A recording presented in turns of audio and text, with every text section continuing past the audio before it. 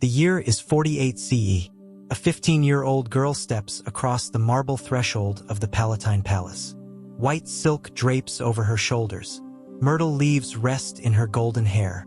Senators rise to their feet. Crowds roar beneath the palace balconies.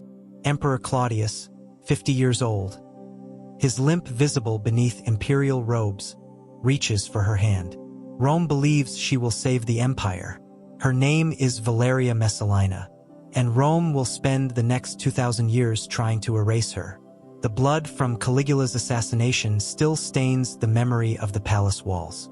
Only 4 years earlier, the empire had endured a reign of terror so grotesque that even Rome, a civilization built on conquest and cruelty, could barely stomach it. Executions became entertainment. Senators vanished overnight. Rumors of incest spread through the imperial household like disease. Caligula's own guards finally cornered him beneath the palace in a narrow corridor and stabbed him 29 times. Rome emerged traumatized, unstable, desperate for order. So when Claudius married Messalina, the empire saw hope. She was young, beautiful, noble-born, fertile, everything Rome worshipped in a woman, everything Rome would later claim to fear. Within a decade, the Palatine Palace would transform into something ancient historians struggled to describe without disgust and fascination intertwining on the page. Senators would become prisoners inside their own ambitions. Aristocratic daughters would vanish into private chambers and emerge silent, changed forever. Powerful men would kneel before a woman they publicly condemned and privately obeyed. And somewhere inside Rome's endless nights of wine, silk, blackmail, and whispered humiliation, the empire would begin rotting from within. When it was finally over, her statues were torn down and smashed across the streets.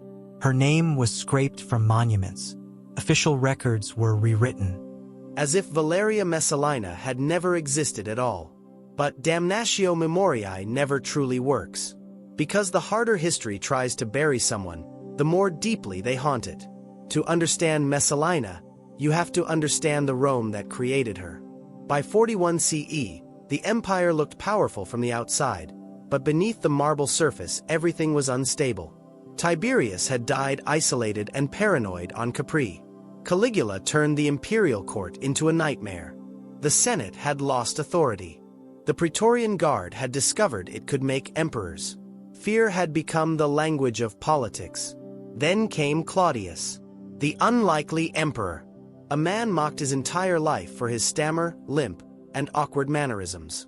The royal family considered him weak, harmless, forgettable.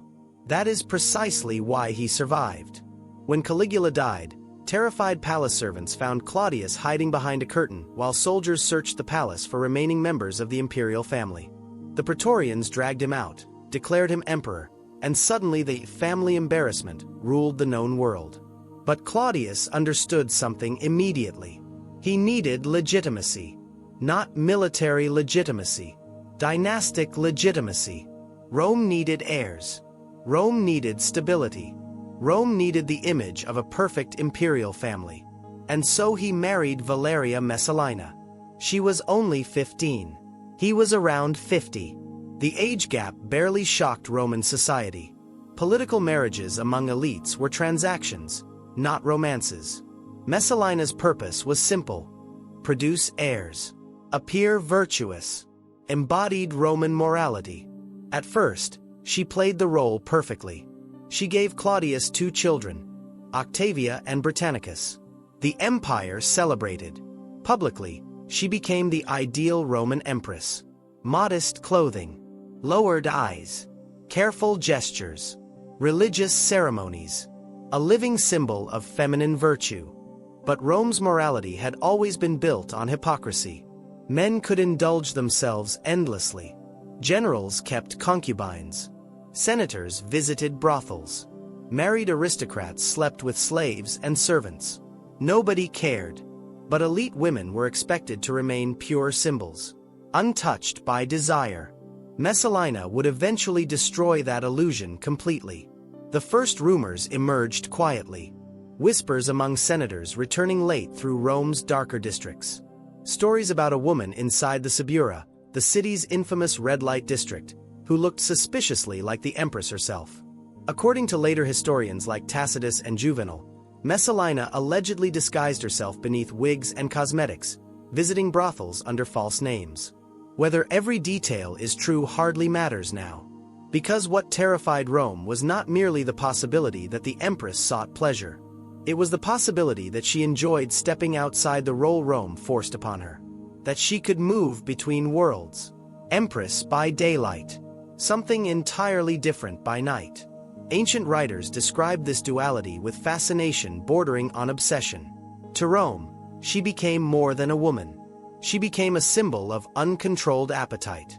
But the palace itself became even more dangerous.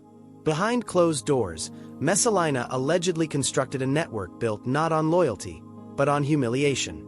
Banquets turned into private performances. Political favors came with hidden costs. Aristocrats discovered that refusing the Empress could destroy careers overnight. Families became trapped by secrets. And once someone became compromised, they belonged to her.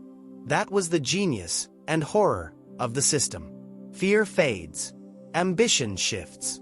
But shame lasts forever. Every senator who participated became vulnerable. Every witness became silent. Every accomplice became easier to control. Messalina understood something Rome itself had long practiced. People are easiest to rule once they fear exposure more than death. Meanwhile, Claudius governed.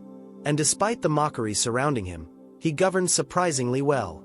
He expanded Roman infrastructure, reformed legal systems, oversaw the conquest of Britain, worked tirelessly while scandal consumed his household. Did he know what was happening? Almost certainly. But acknowledging it publicly would mean humiliating himself before the empire. It would mean admitting weakness. And in imperial Rome, weakness was fatal. So he ignored it, or pretended to, until 48 CE, the year everything collapsed. Claudius traveled to Ostia to oversee Rome's grain supply, one of the most important responsibilities of the emperor. Without grain shipments, Rome starved.